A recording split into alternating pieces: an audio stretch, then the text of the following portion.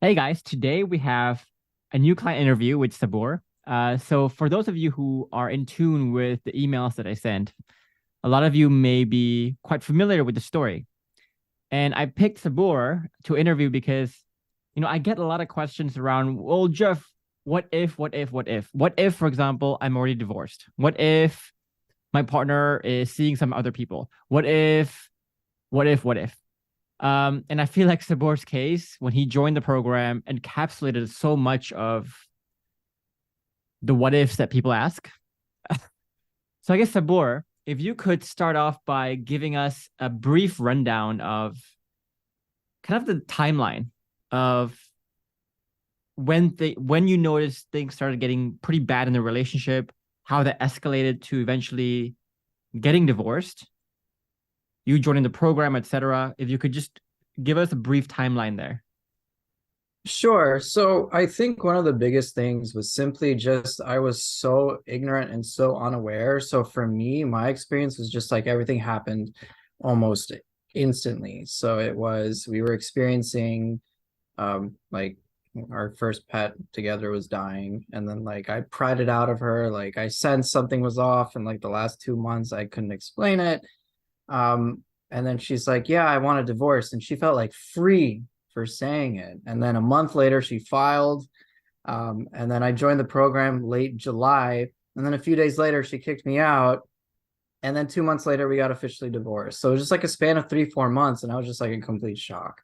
So that much was that was quite the surprise. But now when I look at it in hindsight, it's like, no, no, no. On the surface, it looks like 3, 4 months. But in reality, it was far longer than anyone should have to bear. Yeah. So I think you gave me so I asked all the people I interviewed to give me like a brief write-up of what happened. So you said here like May 2022, she expressed the desire for divorce and then filed for divorce in June, which is the month after. You joined the program late July of 2022. So it's a month after she filed for divorce. And then days later after joining, she kicked you out.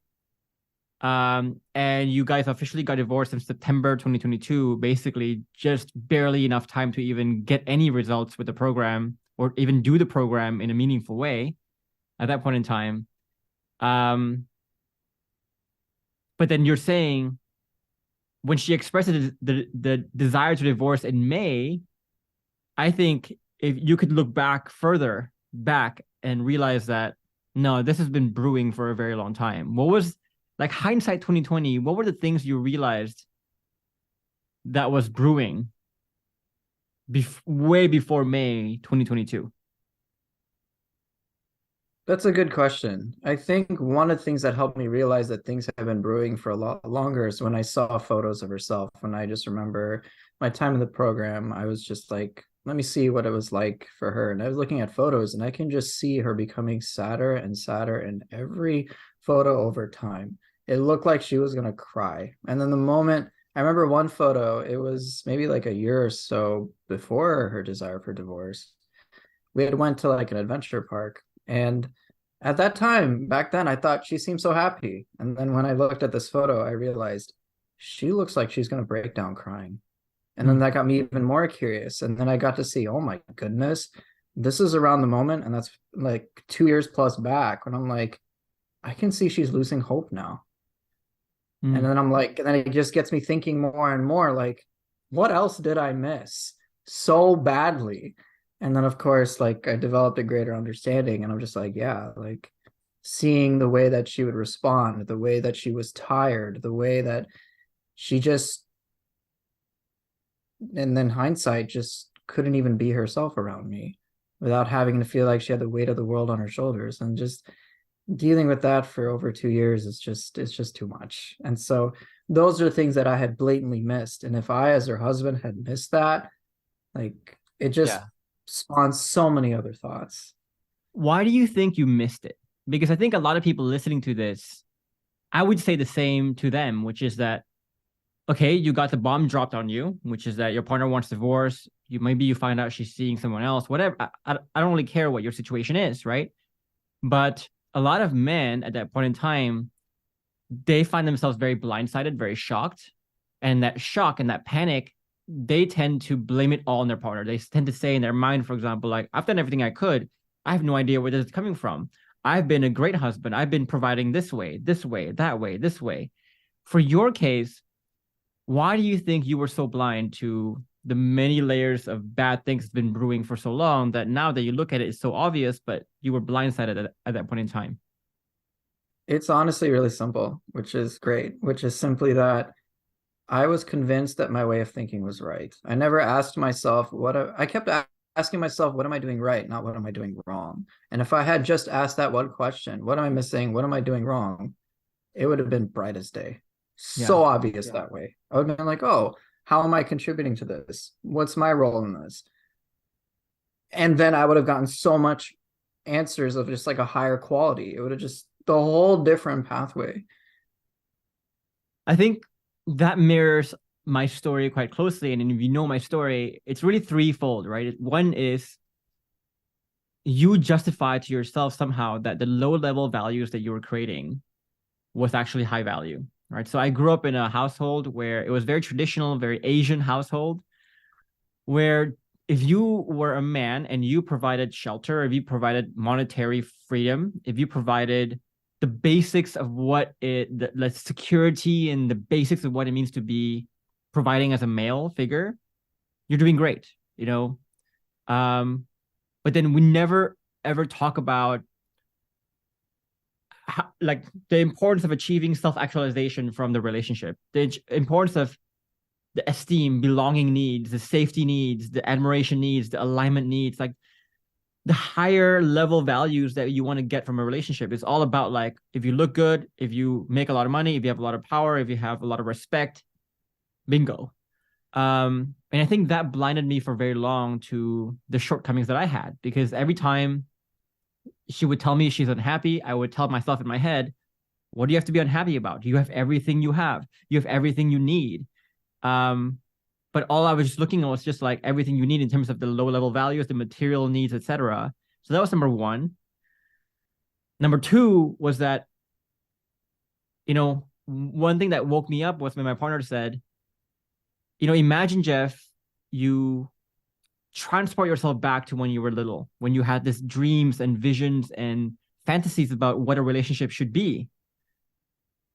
And imagine you met someone and this relationship that you have now falls short of every fantasy, so far short of every fantasy that you ever had as a kid. And it's not just falling short. Every time you talk about how short it falls, this person either is in denial, blames it back on you to say you are the one who is not grateful, ungrateful. So talking about it doesn't really make sense. So that avenue is gone.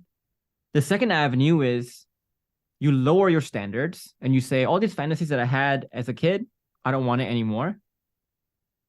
But you only have one life, so that's not a good option either. And so that leaves you with the only option, which is to get away, to leave, right? And I think that's what your partner was going through as well. And I think that was what my partner was going through as well, way back when. And the third thing is what I realized too, that if you want for someone to spend the rest of their life with you, their one and only life, that's a freaking big ask. And you have to be honest and ask yourself, am I delivering big to be asking for something so big as well? And once you think with that paradigm, you realize that, this low-level values that we've been creating doesn't cut it anymore. And that was the moment that woke me up. Was that also like part of what woke you up as well? Yeah, certainly. In my case, I wasn't really providing much low-level value either. So that's how bad, like in terms of me thinking, oh, I'm doing everything, it's just kind of pitiful, to be honest. Yeah.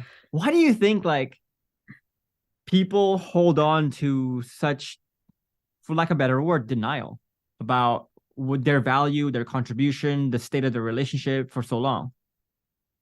Because I think it really just boils down to, if you are, let's say the value that you're providing is not really good enough, then it kind of begs the question of what else you're doing wrong. And sometimes to face that, hey, I'm not actually delivering as good, of a product as I think I am is very, very uncomfortable. And so as opposed to being like, let me go fix this, it's like, well, it's just so much emotionally easier for me to say I'm right. Hmm.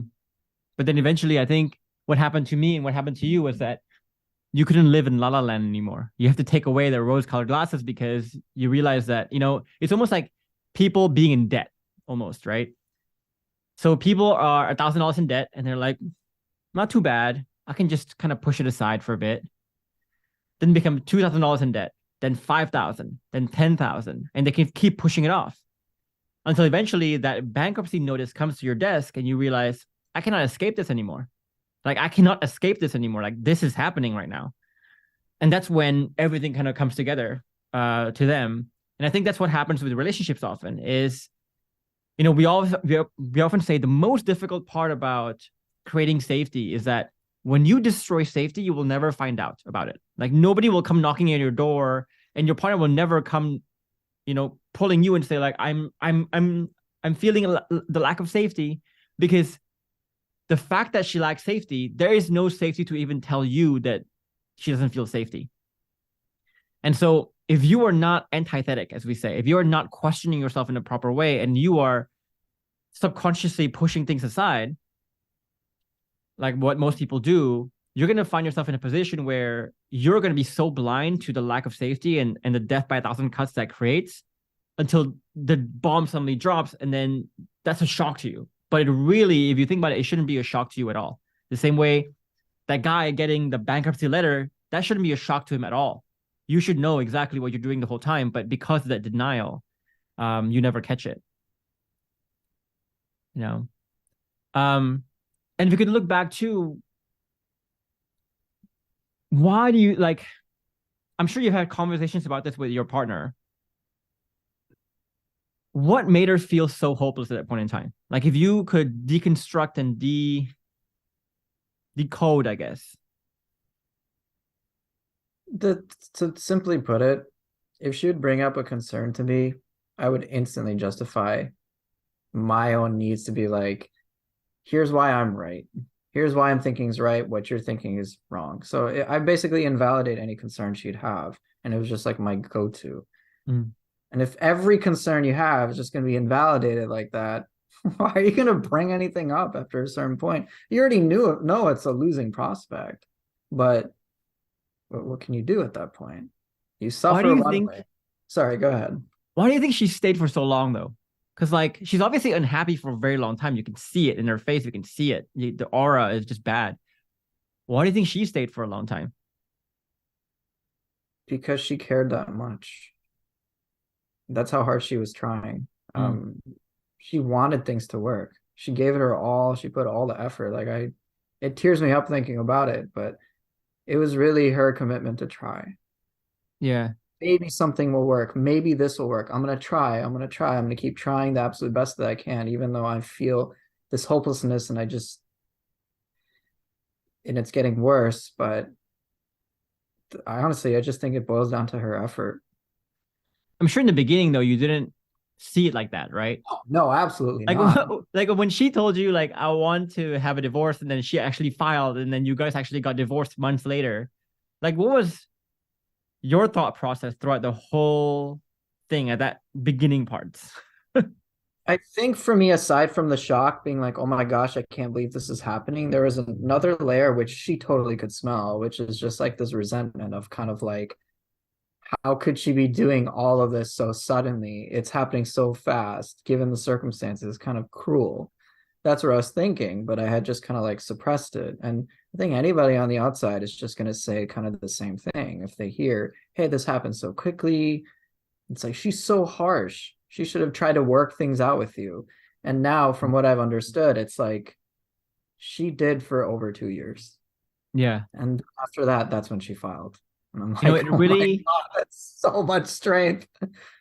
It really reminds me of that, that parable of like I think it was the grasshopper that was like stranded on the freaking log or something like that. So like, so basically it was the grasshopper stranded on a log, and the first like animal comes and says, hey, come on, jump on my boat, and then he says like, oh, it's okay, God will come and save me. And so he goes away. And then the second one comes, hey, dude, like you're gonna drown eventually. Come on, jump on my boat. And it's like, no, God will save me. And then eventually the grasshopper drowns and dies, right? And then he goes to the heaven and says, like, well, God, how come you didn't help me? Dude, I sent you 3 people, but you didn't see it. And it's almost like I think what a lot of people feel when they get this bomb dropped on them. It's like, how come this is so sudden? How come I died? How come you don't how come you let me die like this? Why, partner? Why did you let me die like this? Why did you put me through this?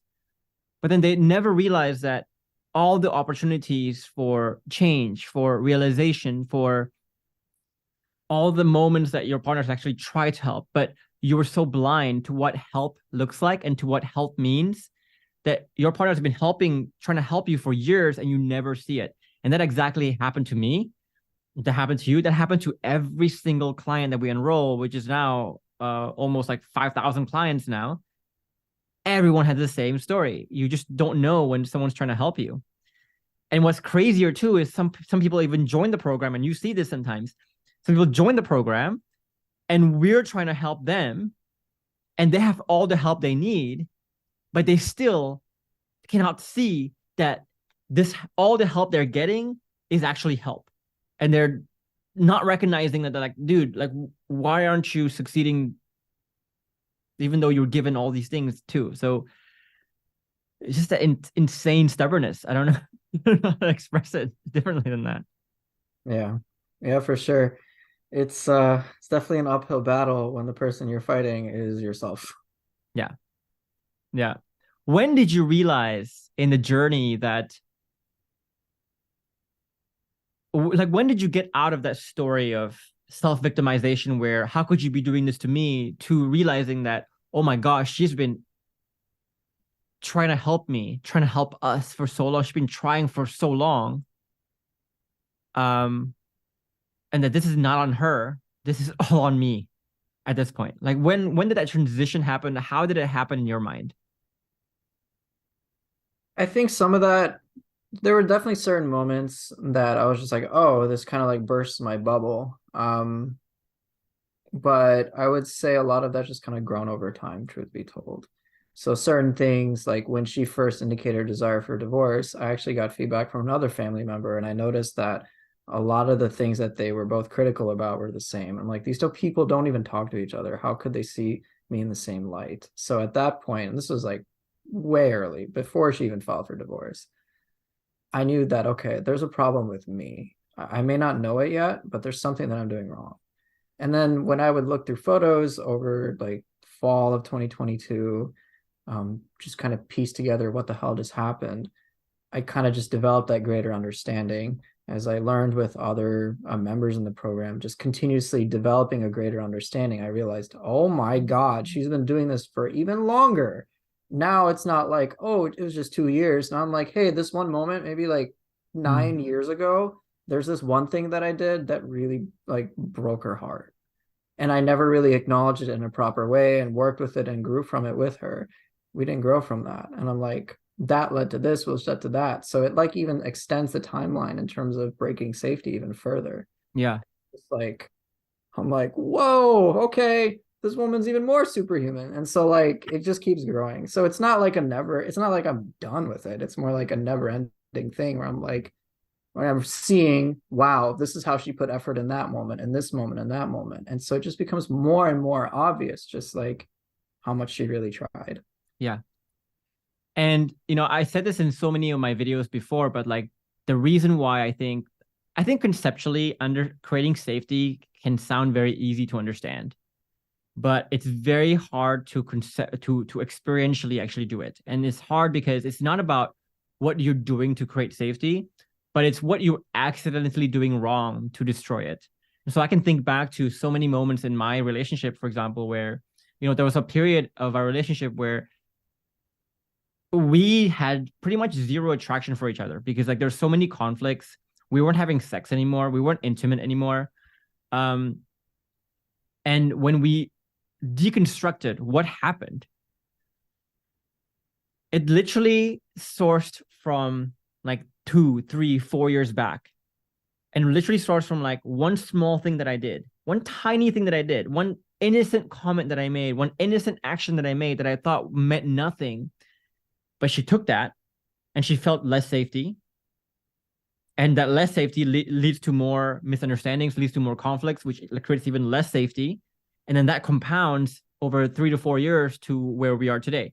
And I think when people are trying to look at like, how do we get here in our relationship?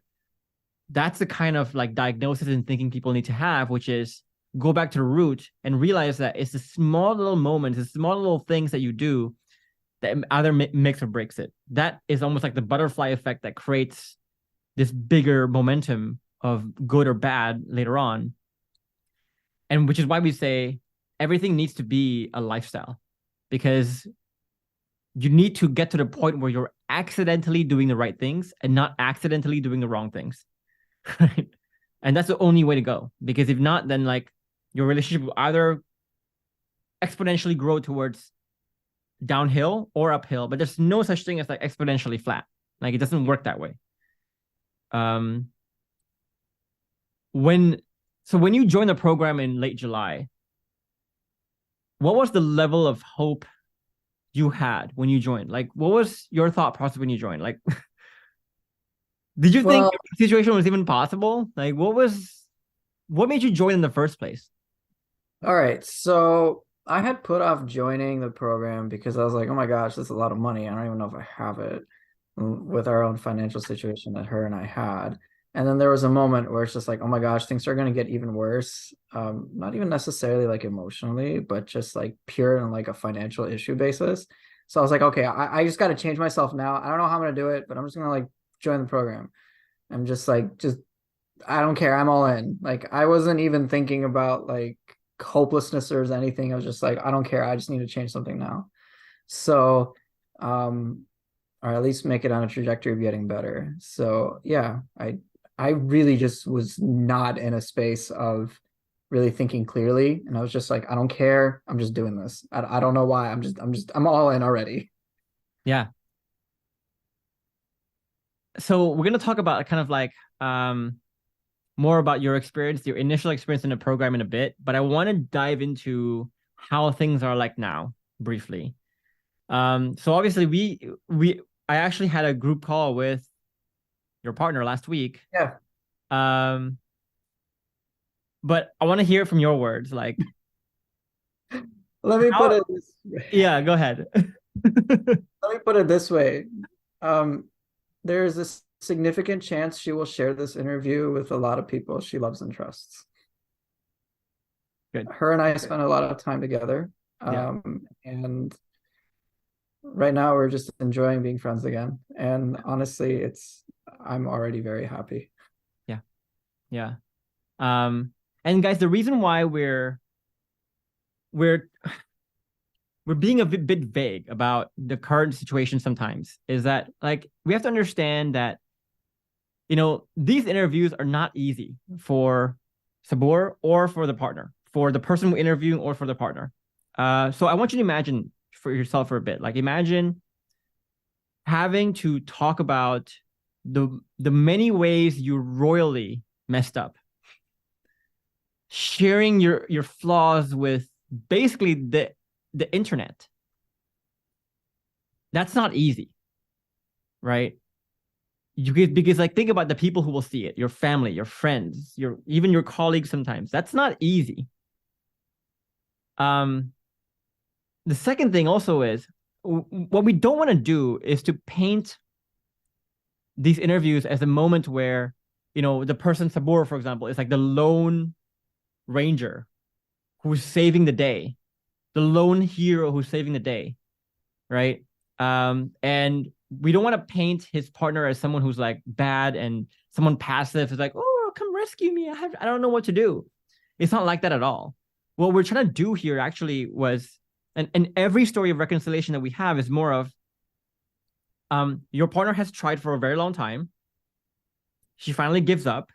When she gives up, that wakes you up, right? When you wake up, now it's your turn to do the work, your turn to start the work. So when you start the work, you go up a little bit. That inspires your partner to go up a little bit too.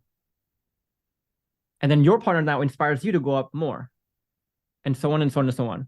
So there's a feedback loop where, yes, at this point in time, right, when people join our program, yes, they start the work, right? But we have to also acknowledge that their partner started the work a long time ago too. And that when you start the work, you're not creating all the change. It's a slow footstep thing, right? Well, for a lot of people, what happens is their partner finally gives up. They use that opportunity to blame their partner even more, to say like, well, how dare you give up on me and put me through this? So you go down, that pulls your partner even further down.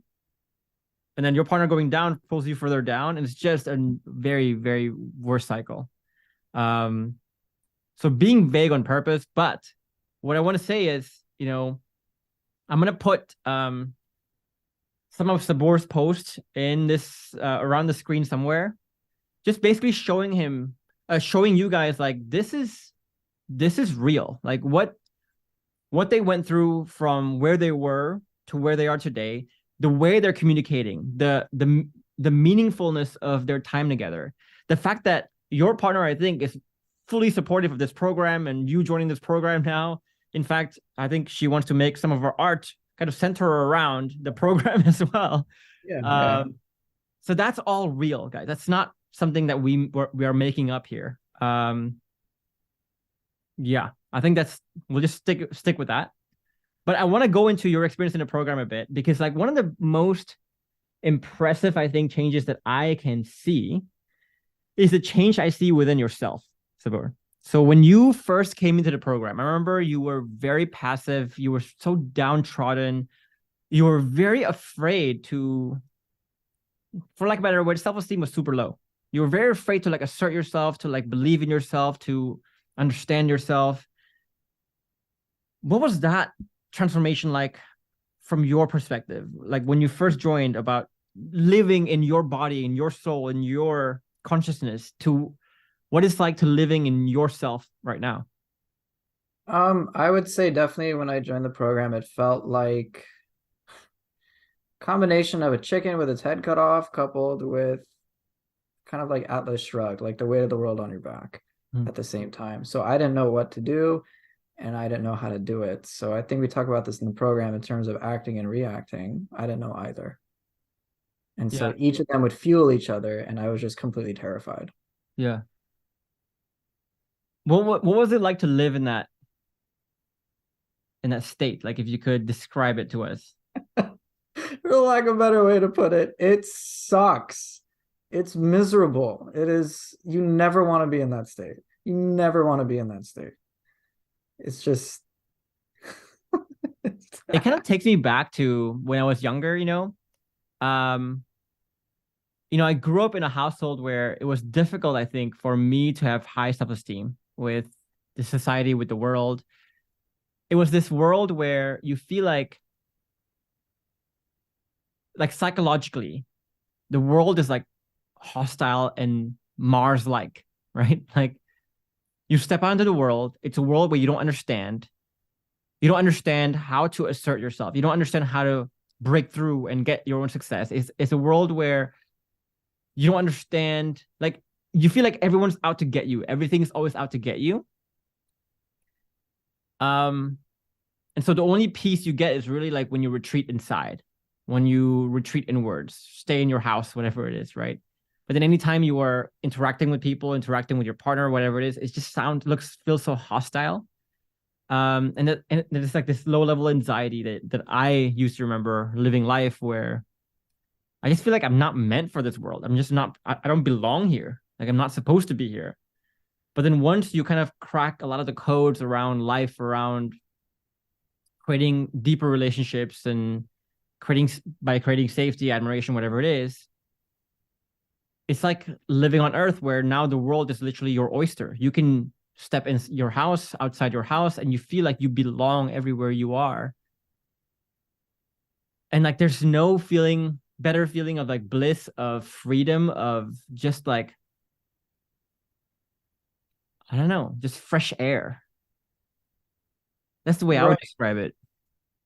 For me, as you were saying that, I would say a good analogy for how I lived life was as if like one of those hydraulic pressure, like crusher things, just like pushing me down constantly. And then like I'm trying to fight it, but like I can't on Yeah. some level. And so Yeah. it's tiring. And one thing I will say is that just kind of becoming more self-aware and then feeling like I have a way to actually grow, it actually physically manifested in like not just my physique, but even something as simple like my body temperature like went up by like a degree. Because I noticed that I was like, what? Before I would run physically cold because my system was just fighting off stress all the time, whether it was real, perceived, it didn't matter. But then once like I noticed certain things about how I interpreted the world, and started to change those and shift those, then it's like, oh, my body's actually like not in that constant state of stress, just anxiety, just like stewing and bringing me down. It was actually like going towards somewhere healthier too. You know, it's interesting. You need to get an aura ring, by the way, because Okay. like when we got this, so I got this for my wedding. Basically my wedding ring, but it tracks basically your sleep, your heart rate variability, and a bunch of stuff throughout the day, and the night as well.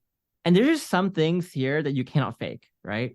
So you can tell yourself that I'm not stressed, I'm fine. But then when you go to bed, for example, and this is tracking your sleep, you cannot hide that. Like it will show up in your sleep. It will show up in the quality of your sleep. So this has really opened my eyes to like not being in that denial, as we say, of no, you have to actually take care of your mind and not lie to yourself by telling yourself that you take care of it when you're actually not, and suppressing a bunch of stuff, because whatever you suppress is actually going to come out eventually. You see the data eventually. It's kind of fascinating to see. I also want to touch on this thing that you said about when you first joined, you thought this program was a bit scammy, could be a scam. And there's 4 things you said here. One thing is you thought I was preying on the desperate and vulnerable.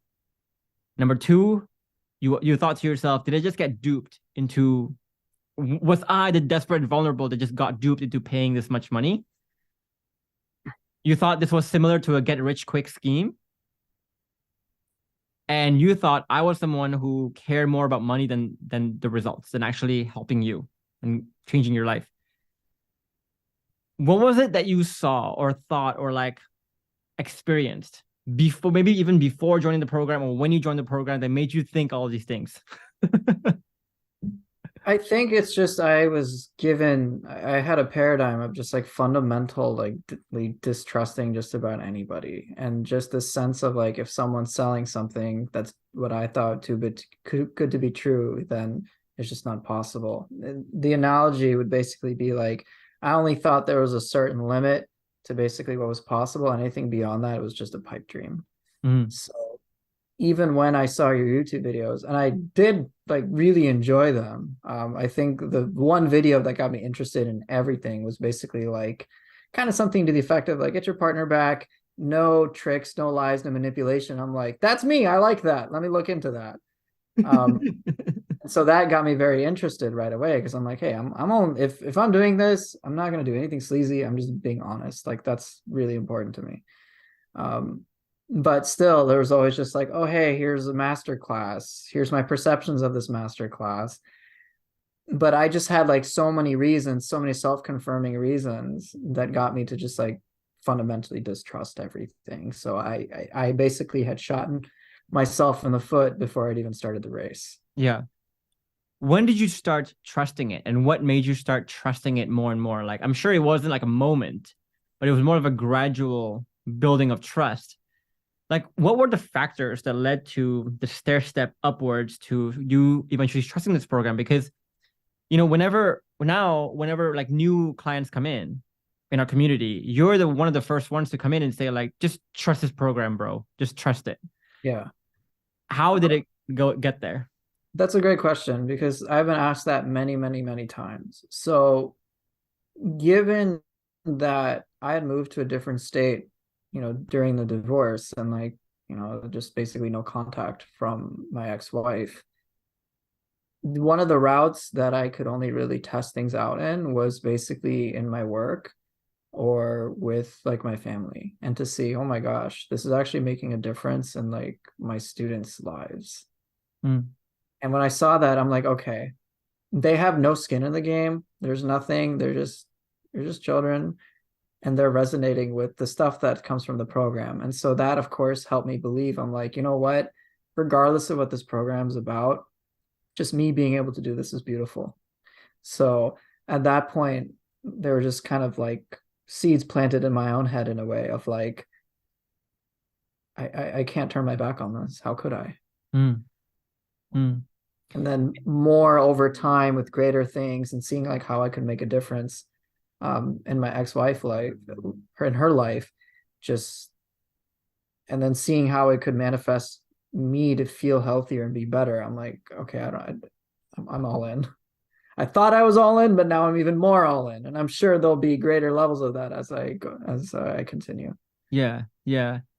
And I always say too, like, if you want to see Jesus on a piece of toast, you'll see it. So if you want to see how I'm a scam, for example, you'll see it.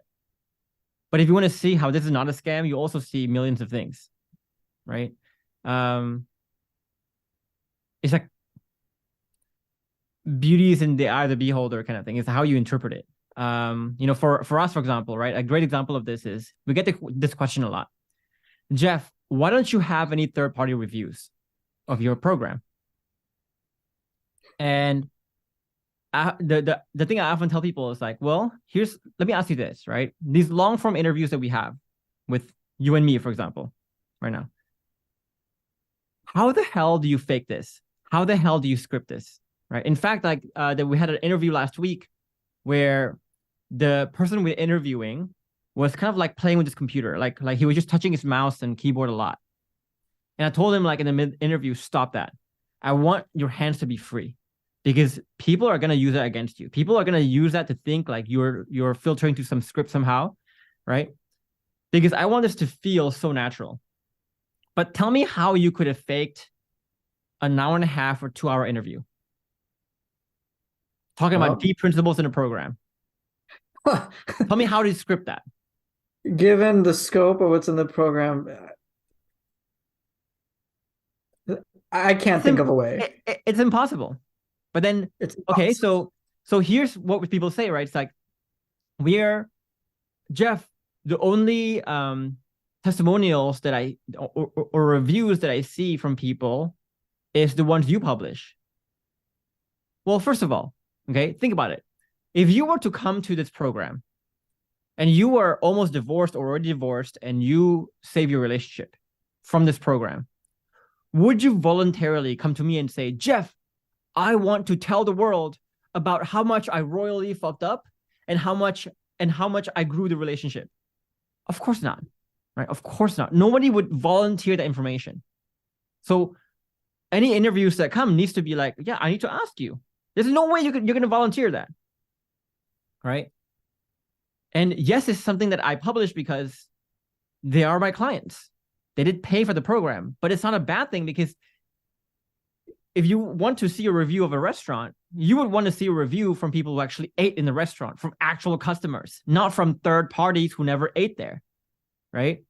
The third question to ask yourself is third-party reviews. Think about it. Yelp reviews, Google reviews. Do you know how easy it is to fake those things? To pay for those things, right? And even if you get like a third-party review, some blogger, first question to ask yourself is, what kind of third parties would you trust?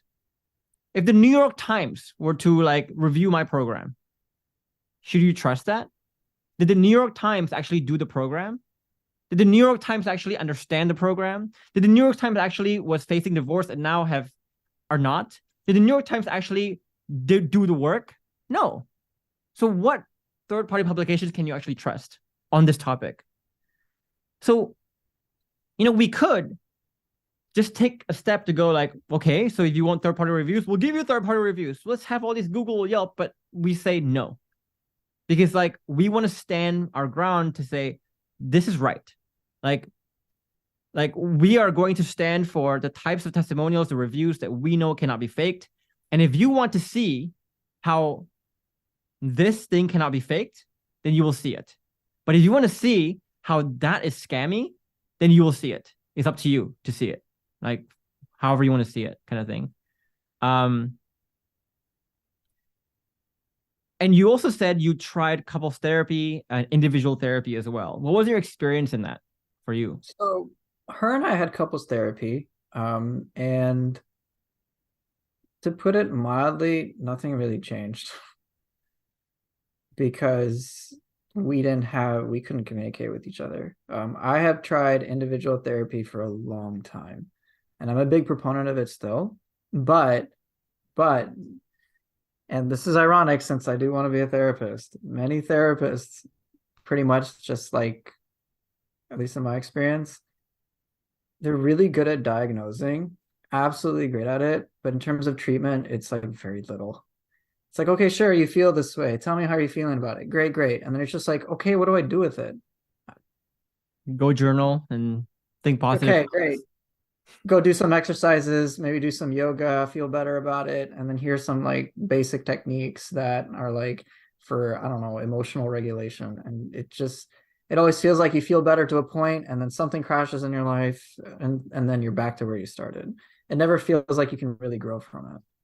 Whereas my experience in the program is like, oh my gosh, you can not only can we like, I'm gonna try to jumble this up in my head, so just give me a moment. But not only can I diagnose things now, I can treat it, and I can get better at doing both of those over time independently, like far better than I could have possibly imagined.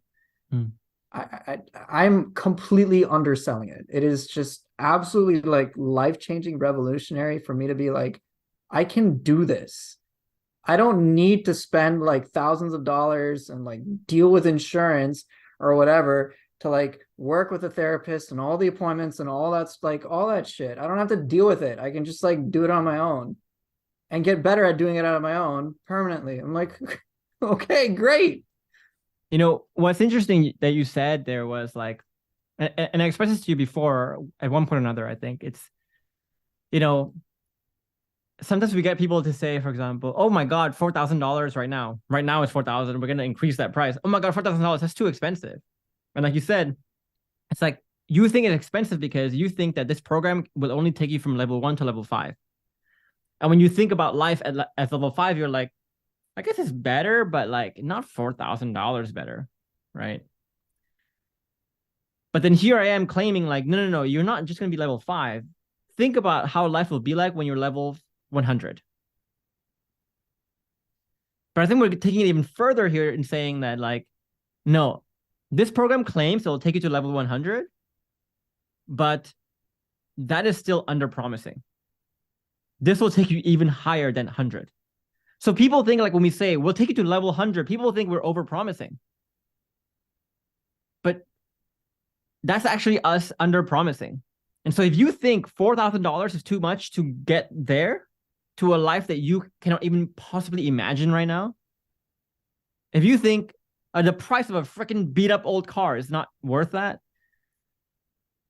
I think we're talking about two different things here. Yeah. To piggyback off of that, like the amount of money that I paid compared to the value that I get, it's practically like unfair to you guys. I'm like, no, you guys are not charging enough. Like I understand money's a real world concern and stuff like that, but like if you can easily afford it, I'm like, just like do it. I'm like, you zero regrets whatsoever. You just like do the honest work, things will get better. It's like that simple. And I'm just like, yeah, this revolutionizes your life when like you're dealing with some extreme stress, supremely difficult circumstances, whatever. I'm like, no, this is like literally salvation times a million. It's like, oh, this is too good to be true, but you can believe it and it's even better. Like even now with the fact that my partner and I feel weird calling her my partner, but because it just, her and I have talked about this and it just kind of like puts a little bit of pressure on our dynamic. But with my ex-wife and I'm like, she's like, yeah, we have such great deep conversations, and I'm thinking, I'm like, I've maybe scratched 5 to 10% of the surface. I'm like, I know it can be better, and I am like, I can't like wait to get there. But right now, I'm happy with where I'm at. But it's like, no, no, no, this is nothing, and I know it's not nothing, but compared to what's possible, this is so tiny because I know there's so much more to go. Yeah. Yeah. And, you know, sometimes like my partner and I talk about this over dinner often. And, you know, like last night, for example, we were in this restaurant, we were having like a couple of burgers, and we're just like talking about how blissful we feel in our own relationships, and how like we look around at our clients, we look around at the people we meet, and we say, if only they can just feel for a second how it feels like to have this kind of relationship. If they can only feel for a second, everyone will want this. Like there's, and so that's kind of fuels my purpose of why I want to do what I do, which is like, I want you guys to feel the bliss that I feel from what is the most important relationship of your life, the relationship that you're going to be spending the most time in, you're going to be having the most meals with, that is going to be with you fucking forever, even after you retire, that is going to be with you pretty much till your deathbed time, right? This is the most important relationship, the most important person to have a relationship with, to build a relationship with. And if only people can feel like how good this would feel, this can feel, that's the goal. And guys, I want to take a short detour here because I can sense a lot of people looking at the fact that they're not remarried yet as like a bad thing. That's like, to me, that's a very idiotic like trend of thinking, because first of all, lots of clients that I know, that I have, right? They choose not to get remarried, but they are together in every sense of that word. They're like, their conversations, the way they align, the way they admire each other, they're basically a couple. They're basically a married couple. They're basically better than most married couples. What they lack is just that label, But some of the happiest couples I know are also the couples who are not married, who don't have that label. In fact, we ourselves, like, we would actually choose to not get married if it wasn't for the pressure of our parents and our parents really wanting it, right? We never talk about marriage. We never discuss marriage because it's just not a useful or meaningful label. It's not a meaningful label of the status, the happiness, the fulfillment you get from your relationship. It's nothing. It means nothing. Just the fact that you're married doesn't mean you're like together. In fact, sometimes people get married even though they're miserable, right? So get off this freaking label, right? Again, I'm going to show you like the evidence of like, dude, what they have is real here. It's not just some thing we're making up.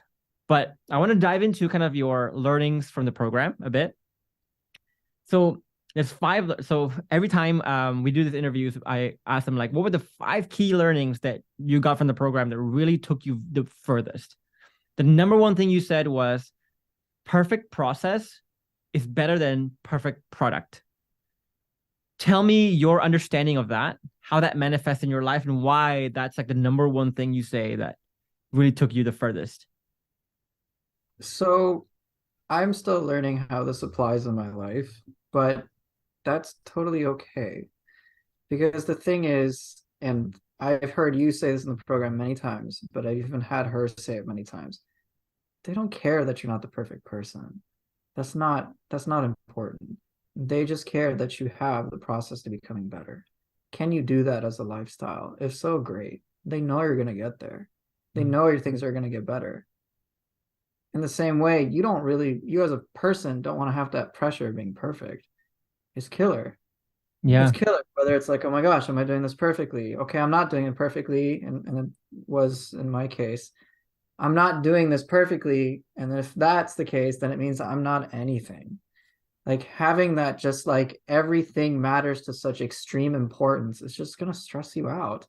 And it was part of the reason why I had such a sense of a burden on my back on everything that I did, that I was exhausted all the time, that I just was fundamentally stressed about anything and everything that could go wrong. And so then I would get so like, oh my gosh, I need to make sure I'm perfect, even though I know I'm not. And it's like, even me saying it right now, it's just like the most painful mental gymnastics possible.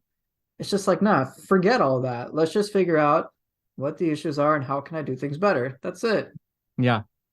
So I want to talk about this, like the implications of this in the perspective of yourself, your partner, but also like in the perspective of reconciliation in general, right? So if you look at this perfect product illusion, like people, men trying to be appearing so perfect all the time.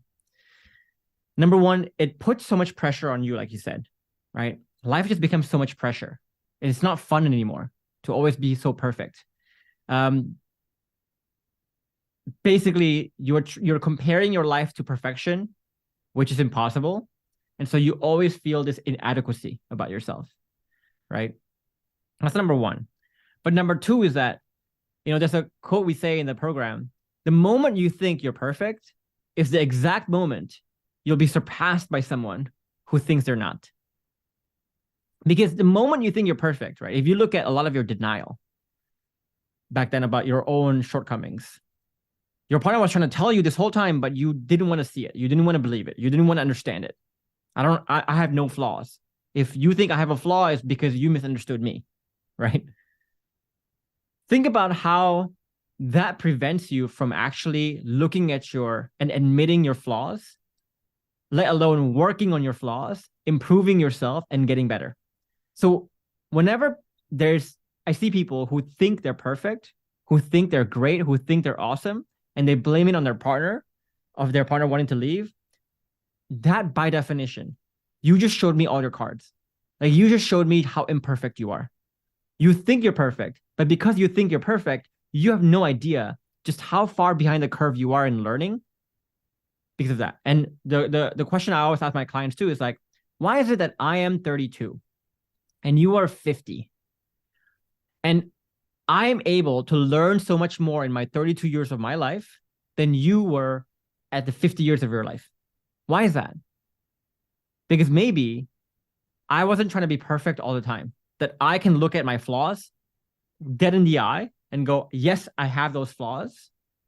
Once I realize I have those flaws, work on it, become better, and actually become closer to perfection. While other people, they're so busy denying their flaws. Because they deny their flaws, they never grow and learn from it. And they just live in this illusion of that they're perfect, but they're really just stagnating. Right? So that's another massive downside to this perfect product illusion, trying to be too perfect. Now, take a look at your partner's perspective too. First of all, this standard of perfection is going to put so much pressure on your partner that it'll be impossible for her now to fall in love with you. It's almost like, again, imagine you're trying to sleep and someone is over your bed, hovering and going like, you better fall asleep now. You better fall asleep right now. You better fall asleep quickly. That is not going to help you fall asleep. And they call it falling for a reason. Like, falling in love is almost like falling asleep. You have to just fall into it. But the more pressure you add to it, the less they can fall. But the second implication for your partner too is like, the most frustrating moment in life is when you're dealing with someone who thinks they're perfect but are not. So imagine you're dealing with a boss, right? You know this boss is so imperfect. But whenever you try to point out this boss's faults and shortcomings, they get so angry, they get so defensive, they just blame it on you, say like, how dare you say that about me? I'm your boss. I'm better than you, whatever it is. There is nothing that destroys safety than that, right? So if you're trying to reconcile and get back together with your partner by thinking that you need to be perfect, you're ironically going to push that relationship further away into imperfection. You're going to actually destroy it even more than you think, right? And your partner is not really looking for you to become perfect. Like, a lot of people think like, oh, I need to become perfect before my partner is willing to consider me. No, They're just waiting for you. Do you have the perfect process to get there? And that happens much faster, right? Becoming the perfect product will never happen for the rest of your life, but you can show your partner at least that, like, this person is on the right trajectory right now, much faster. And so the question, like a lot of people might ask, for example, like, well, if you're under no contact, if you had to move out, Saboor, if you had to like, if your partner wanted like divorced you already, how did you even show your changes? The question is like, well, what changes are you showing? Are you showing that you are trying to be perfect, that you're already perfect? Or are you showing that you have the perfect process, you're on the right trajectory to actually grow? So it depends on the kind of seeds you're planting in that sense, right? Absolutely. And I think if you've made the real honest changes that the program has, they will know. And I say this because she reached out to me like months down the line and stuff like that. And then there was a moment in late March, I'm not going to give context about it, but late March, early April, when she just wanted to speak with me very briefly. She's like, yeah, maybe 10, 15 minutes. And then within the first 5 minutes, like she was watching like a hawk on everything, like things you just cannot fake that I wasn't even aware of. She's like, yeah, the way that you reacted, my therapist said that means you've grown, that you've changed. And I remember she like looked at me and it was like, I was so nervous talking to her at that point because I'm just like, I don't know if I've changed much or whatever.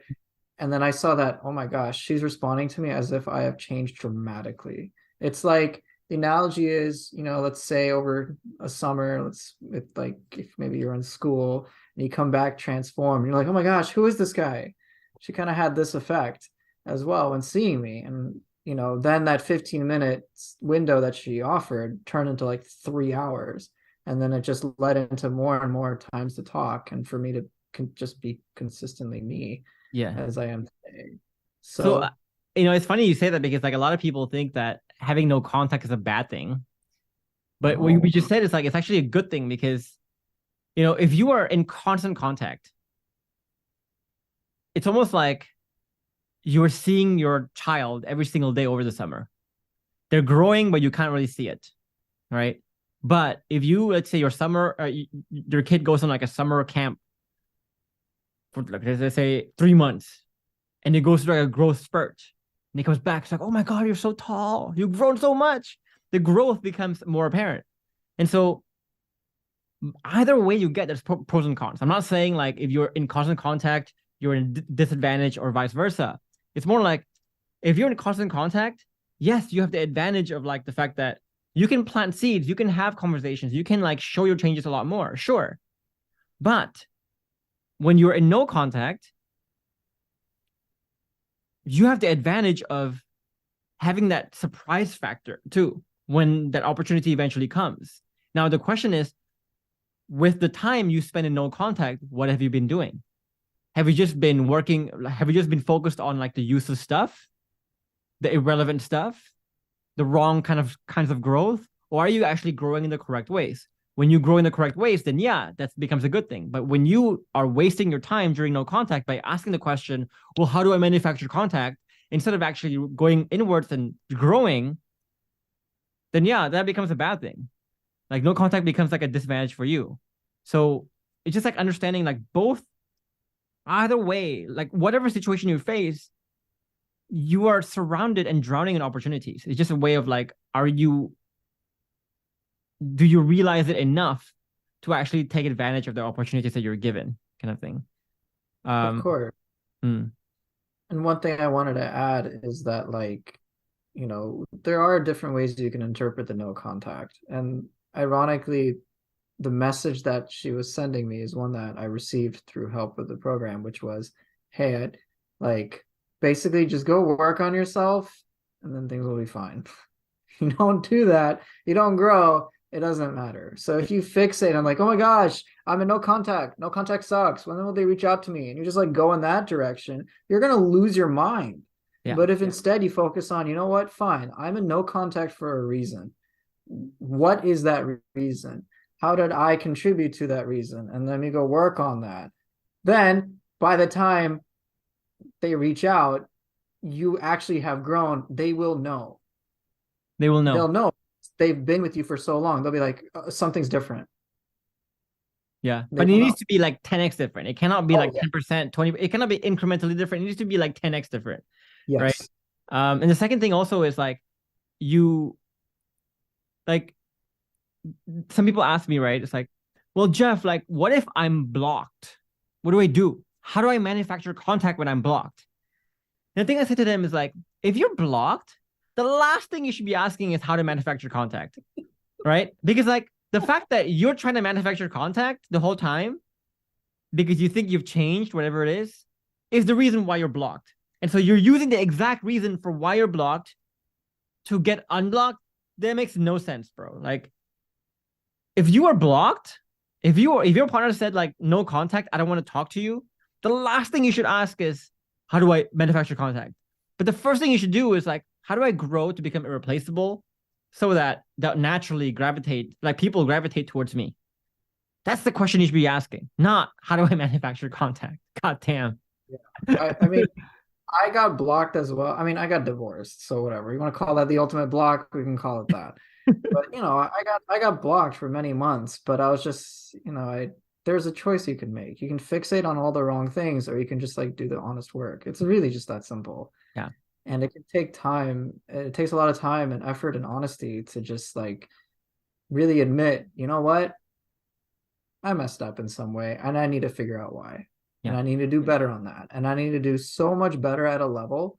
If I'm like, I need like, I need to do a good job. So let me go do not only a good job, but a great job, an amazing job, an irreplaceable job. That is the only way it should be, in my opinion, too. Yeah.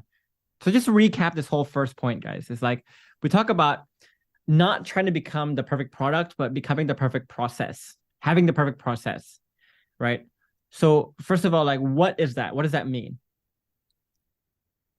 It starts with your ability to admit your flaws, really. If you cannot even admit your flaws, there is about 0% chance of you having the perfect process and 0% chance that you're actually a perfect product as well, right? 0%. Because there's a reason why the 12-step program, for example, the first step is what? Admit you have the problem here. So if you are right now like at the state of denial where you think you have contributed and you think when your partner wants to leave, that's really their fault. Like all these toxic things that people say about it. It's like, well, if she doesn't appreciate who you are, your value, then you're going to find someone better, right? That's her fault. Whatever people say, right? If you're still saying those things and you're not like admitting your own flaws and you're like blaming this on your partner still, you, by definition, you don't have the perfect process.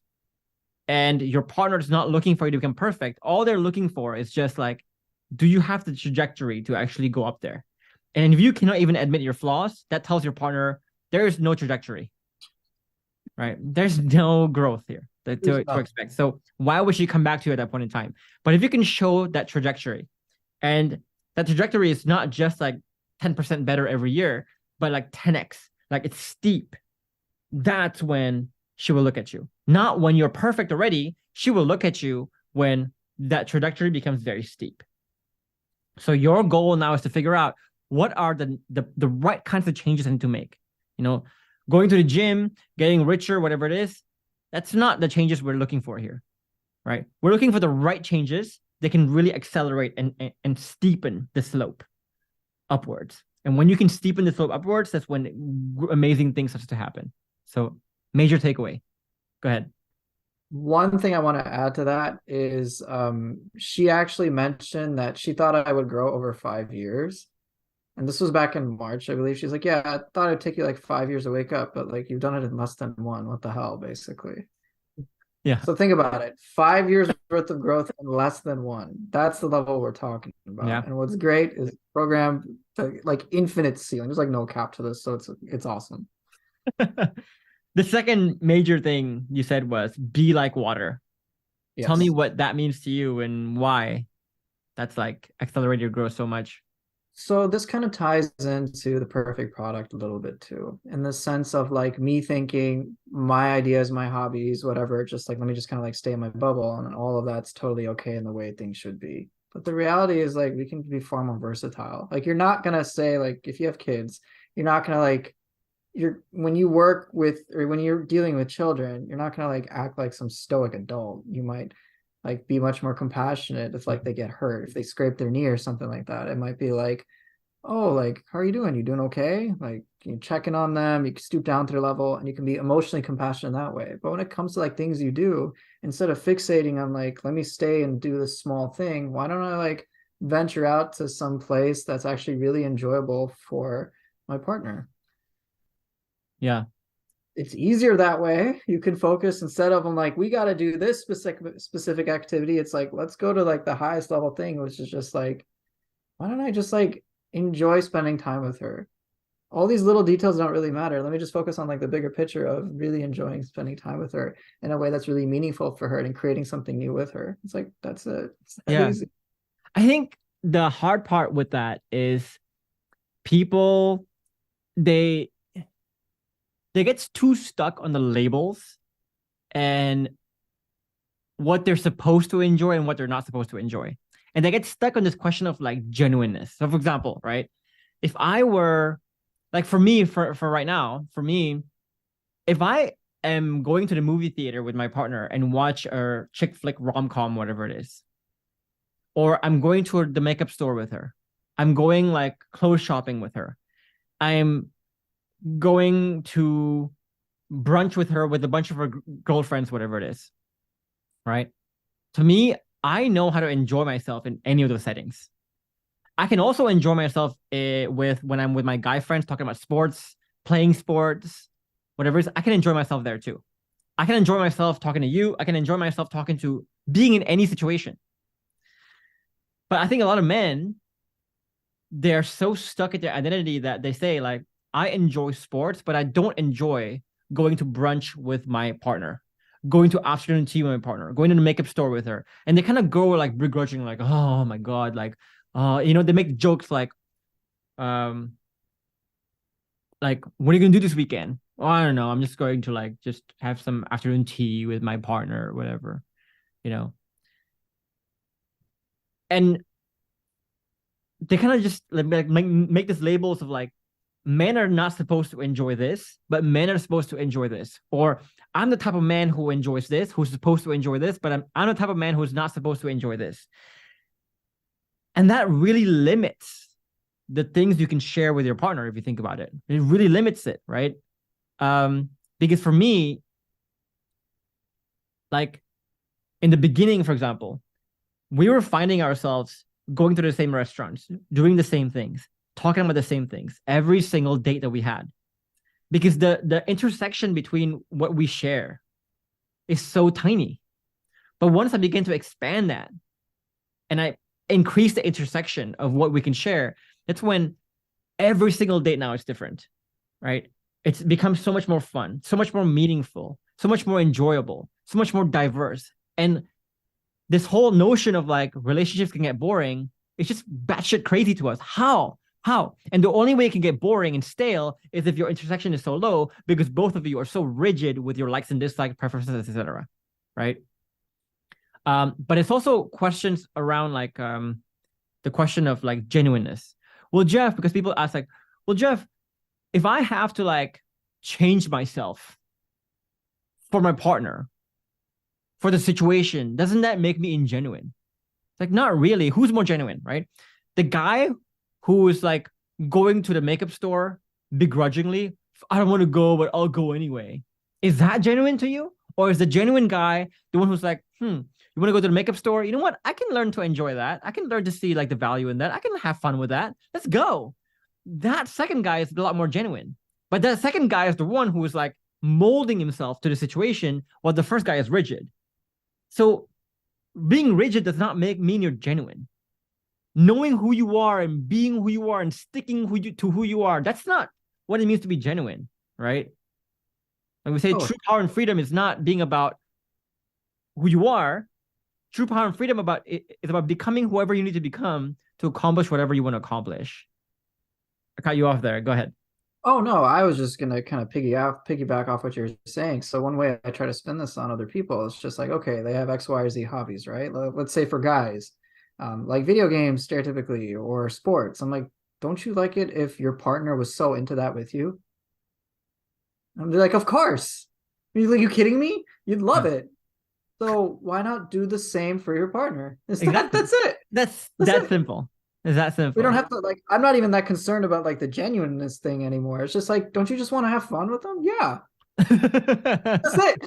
It's that easy. So like, yeah, like for my ex-wife, like she's huge into art. It's like her whole world. And like for the longest time in our marriage, like I basically was kind of like, that's kind of like a her thing. Maybe I'm kind of interested with it.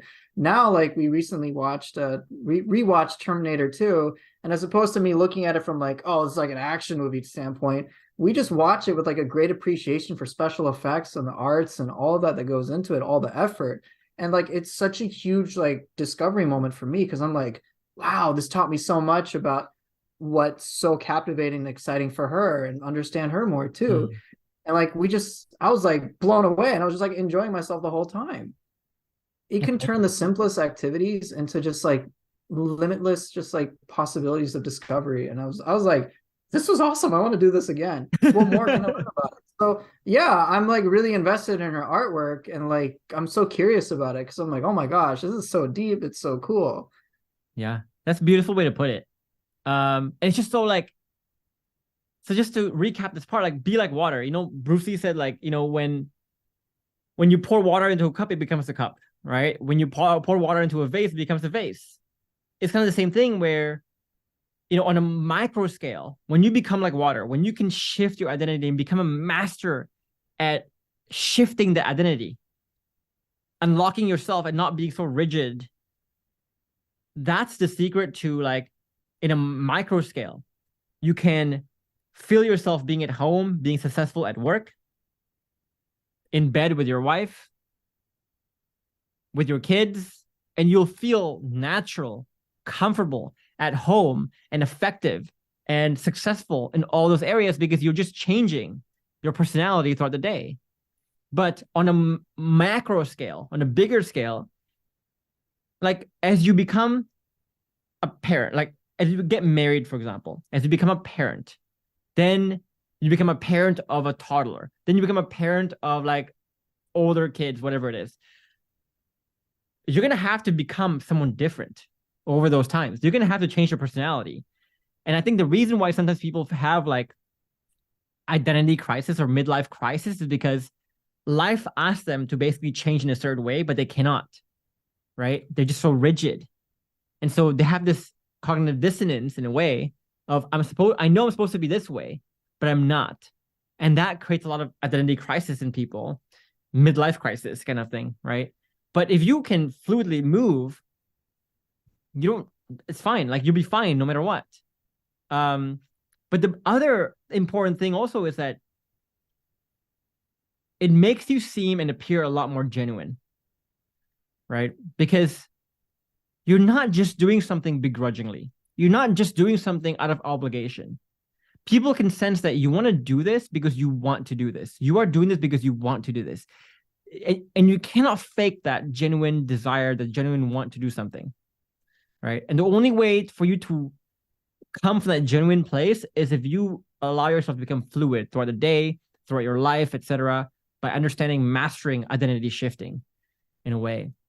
And the final thing too is it just enriches the relationship so much. Like you can now do so many things. You can now appreciate so many things. You can now share, like you can now intersect on so many more levels, so many deeper levels too, to where the concept of like having conflicts, the concept of having irreconcilable differences, the concept of things getting boring and stale, that's just fucking out of the question. Like it's impossible. There's no fucking way that can happen. And so the secret to how some people can stay so like fresh and so close after 40 years versus the people who just like get sick of each other after 40 years is that it's your ability to fluidly move your identity there. This is one of the most crucial parts of our program, to be honest, like the empathetic mind becoming water. Number 3, you said, was 0 circumstances to prevent you from becoming better. What does that mean? So I'm divorced. Does it really, I'm here now having an interview. Do you like, how much more do you need to like, how much more evidence do you need that things can get possible? Like it's just laughable after a certain point. It's just kind of like, who cares what's happening? Can you work on yourself and get better? The answer is always yes. Always. Yeah. So, oh no, my life is falling apart. Or, oh, these divorce things. Or, but what about the kids? Or this power thing here, or this, that, and there. I'm like, okay, let's just focus on the most important stuff. Can you get better? And every person I've asked, it's like, well, yeah, I can. I'm like, well, then stop focusing on all this useless shit.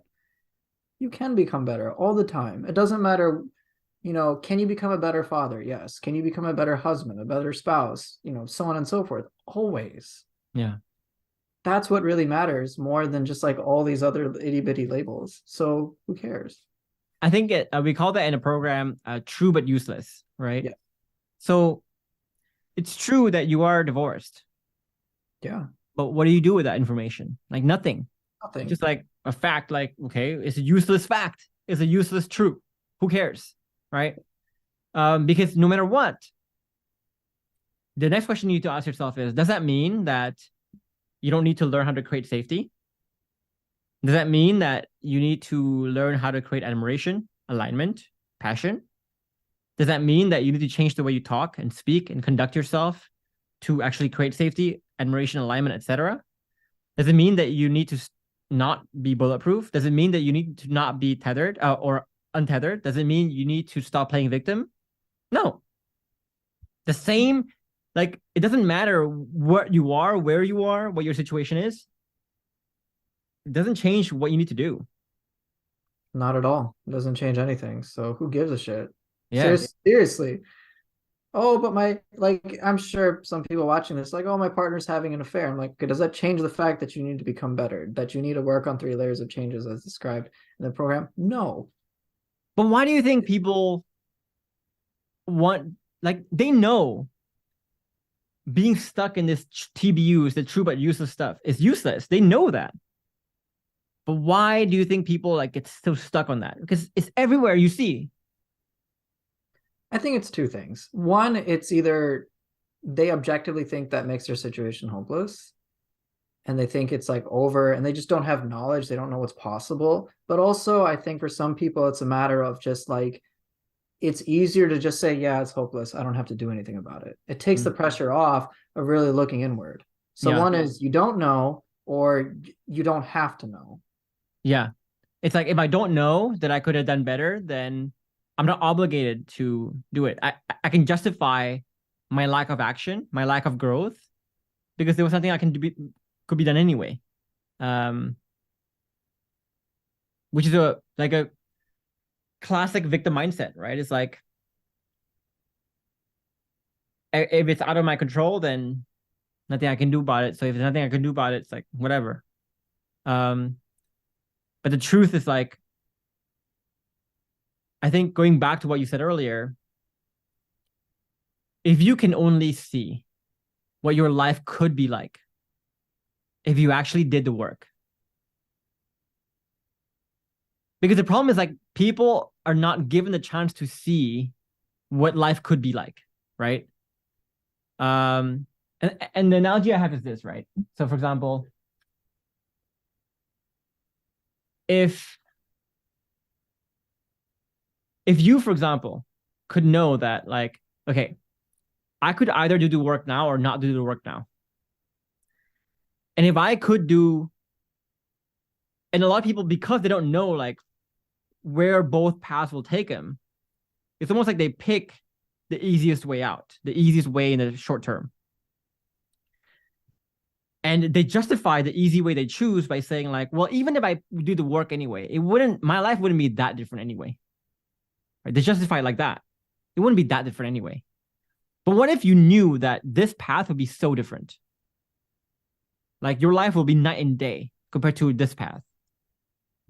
Now, knowing that path exists, you can no longer tell yourself, I still choose this path because you cannot justify that anymore, right? But if you keep yourself blind to this, you can justify that. And I think that's it, right? It's like in the beginning, you were telling yourself like, no. Like even if I did the just program, it would get me to like level 5. It's not that good. It's fine.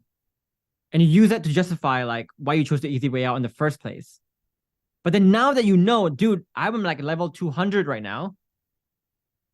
You cannot, if you go back in time, you cannot justify that anymore, right? But that's a really inconvenient truth to realize, because like now you realize that you not doing the work is just absurd. But now that you have to do the work, you are compelled to do the work, but the work is not it's not easy. It's not comfortable. It's very difficult. It reminds me of like one more story of like, and I tell this one a lot. It's like, you know, when I was building this house, I would not go to like the walkthroughs, because you're supposed to like to do walkthrough to like see the flaws of the house. Because I was under this impression that like, if I don't look at the issues, if people ask me like, how come there's issues with the house, I can just say, I don't know. You know, I don't know. I didn't know about it. No one told me about it. And it's just an easy cop out, you know? Yeah. Now the first question is going to be like, didn't you walk through your house? How could you not know? Yeah. Yeah. So I think for a lot of people who are struggling to see, I guess, just the road that they need to take on, which is like, no matter what your situation is right now, you need to learn how to play non-victim, untether, become bulletproof in a thriving way. You need to learn how to create safety, not just learn how to create safety, but learn how to stop accidentally destroying safety, create admiration, the 5 pillars, etc., which takes our clients like 6 to 12 months to really master. Like Saboor's been here for over a year now, right? Yeah. And he's still growing with the program. If you're still in denial of the fact that you need to do all this work and you're trying to distract yourself by asking all these questions about like, how do I manufacture contact? But what if she blocked me? But what if she's seeing someone else? But what if I'm already divorced? But what if? Understand that all the what ifs you do, you ask yourself, you ask me, you ask the world, it's just you looking for excuses to not do the work. Think about it. You want someone to tell you, yes, your situation is different.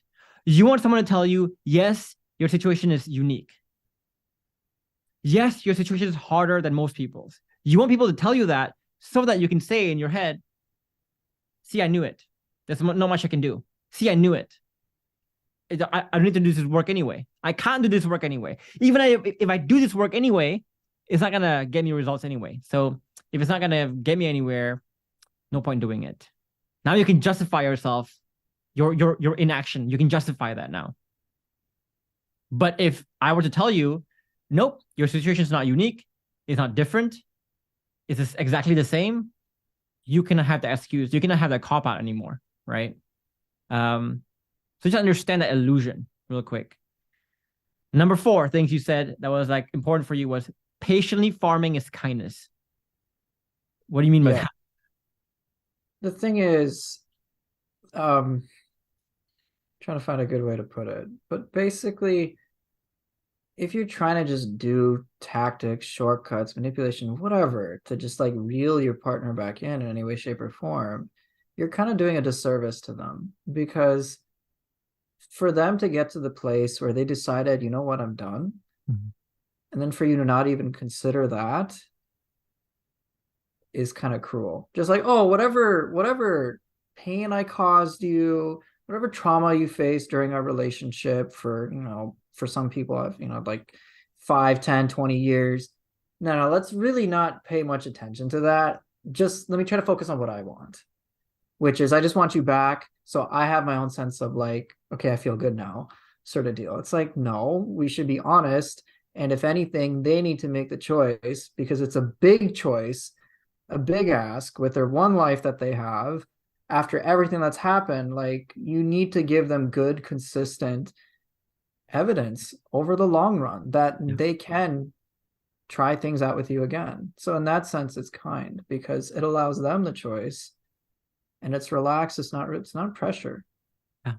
And I always say too, reconciliation is a very selfish act because here you're saying, I don't care why you want to leave. I don't care that you don't want to be a part of this relationship anymore. I don't care that you want to be exploring other relationships even. I don't care of the fact that I don't make you happy. I just want you back. I want what I want, which is I want you back. And that's a very selfish thing. And that's a very selfish approach to reconciliation. Now, the way you can make reconciliation more selfless is when you can say, you know what? If I want my partner to reconcile, to come back, I want her to reconcile because she wants to be here. Not because I pulled her here. Not because I told her to be here. Not because I guilt tripped her to be here. Not because I played some manipulative games to make her want me again. The worst thing that people do is when their partner says they want divorce, they'll tell them basically like how worthless they've been. For example, like, you can't live a life without me, right? What are you going to do to take care of yourself? What are you going to do financially? And they often do this in a very manipulative way by saying, for example, like, look at how much I've given to this relationship financially, right? And they're trying to basically assert themselves as like, I am better than you, and partner, you need me. And so you're basically suppressing their ability, their confidence, their self-esteem, so that they'll be so scared to live life on their own that they'll come back to you. That's even the worst. If you guys do that, and understand that sometimes you do this like unknowingly and subconsciously, so look into your own actions, guys. If you do that, that's extremely selfish. It's grotesque. It's grotesque, but people do it. I mean, I did it. I'm sure you did some of that, Yes, right? In your own manipulative ways. Everyone does it. But then we have to wake up from that and realize, like, no, the only way to reconciliation, the only real reconciliation can only happen when you grow so much. You become so irreplaceable in your ability to create safety, to create admiration, whatever it is, of your internal shifts, that it'll be like people will be an idiot to not like be drawn closer and closer towards you over time. Like, it'd be really hard to resist that. That's the only way. The other question you need to ask yourself too is like, let's say I found the perfect words to tell my partner, hey, here's why you should come back right now. Do you think you will stop sleeping with one eye open? You will always sleep with one eye open because you don't know if she's going to be there today, tomorrow, in a week, in a month, in a year, etc.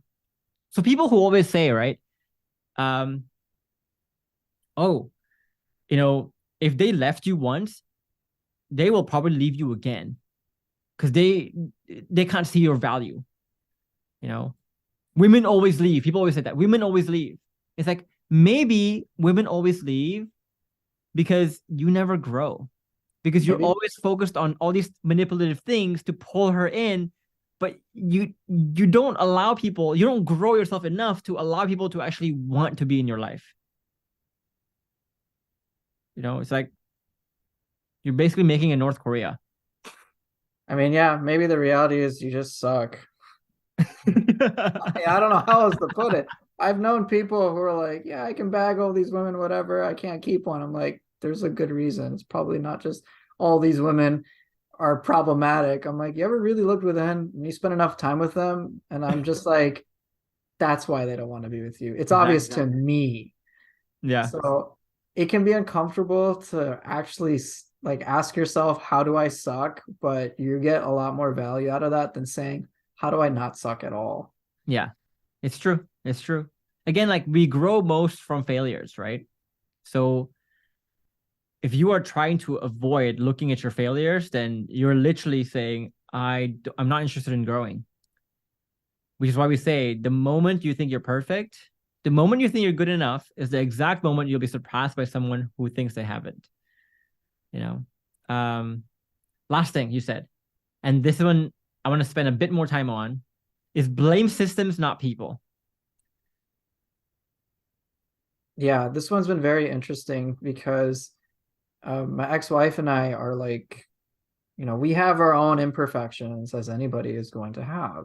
But as opposed to being like, oh, this imperfection is like a character defect or something like that, it's like, well, why don't we change the environment between us, whether it be our dialogue or the way we interact or interpret things from each other, so that we can just build a better system over time. Mm. Like it just makes things so much easier. I don't know how to really put it, but it's like, oh, as opposed to being like, let me work character flaws out within me or her. It's like, oh, just change the system. All these concerns vanish. Yeah.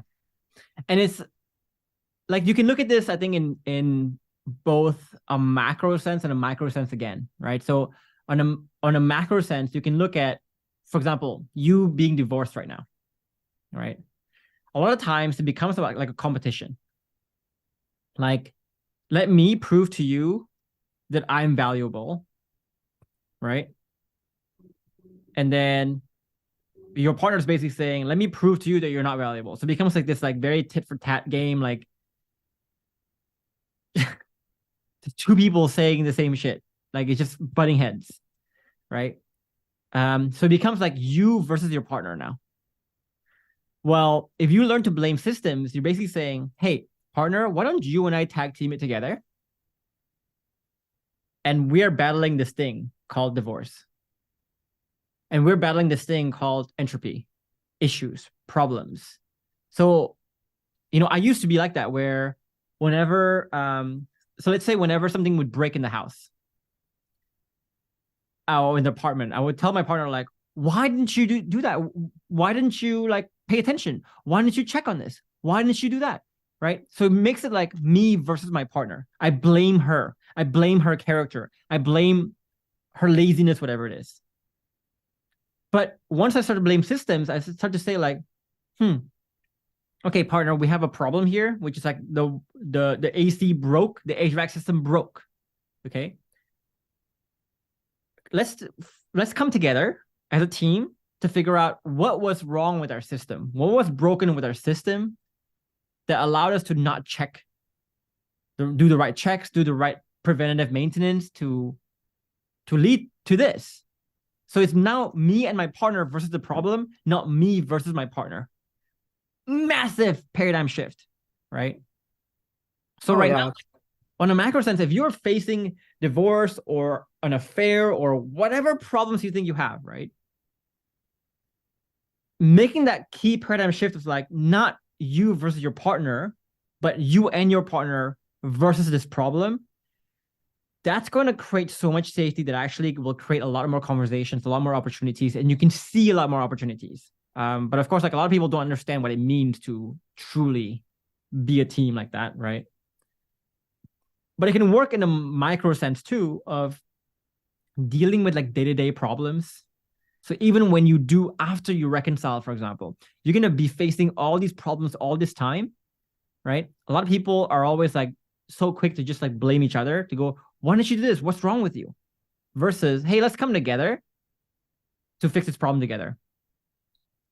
The other implication, I think, to this is if you let's say your partner wants a divorce and you blame their character, you blame her for wanting a divorce. Think about what you're insinuating here.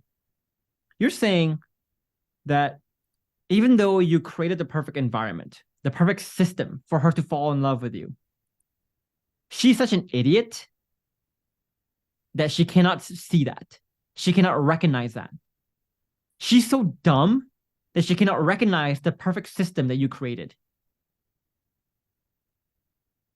Or if your partner's having an affair and you're angry at your partner for having an affair, you're saying to her, even though I created such a perfect environment, the perfect system for you to fall in love with me, you are so immoral, you are such an idiot, you're so animalistic that you will use that and still cheat anyway. That's what you're saying. Think about it though. Like, think about what people say, right? It's like people say, oh, once a cheater, always a cheater, right? If she cheats on you, then you deserve better, whatever it is. It assumes that you're the perfect one and all the flaws in themselves, in the other person.